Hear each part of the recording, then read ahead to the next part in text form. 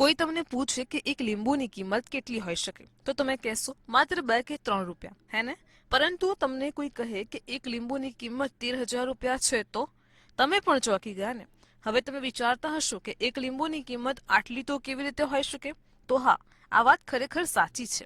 એક રિપોર્ટ પ્રમાણે મહાશિવરાત્રી પર્વની પરંપરા મુજબ બુધવારે મધ્યરાત્રિએ તમિલનાડુના વિલ્લકેથી ગામમાં પચપથિન્ની કરુપ્પા ઈશ્વરન મંદિરમાં હરાજી કરવામાં આવી હતી, જેમાં ભક્તો મુખ્ય દેવતાની મૂર્તિ ઉપર મૂકવામાં આવેલી પવિત્ર વસ્તુઓ માટે બોલી લગાવતા હોય છે.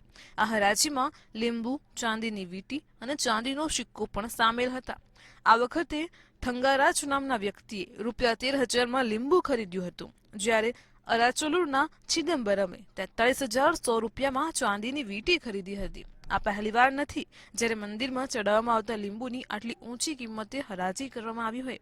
ગયા વર્ષે તમિલનાડુના વિલ્લુપુરમ જિલ્લામાં ભગવાન મુરુગન મંદિરમાં 9 લીંબુની 2,36,000 રૂપિયામાં હરાજી કરવામાં આવી હતી, જેમાંથી એક લીંબુ 50,500 રૂપિયામાં વેચવામાં આવ્યું હતું. આવી જ માહિતી માટે જોતા રહો મંતવ્ય ન્યૂઝ.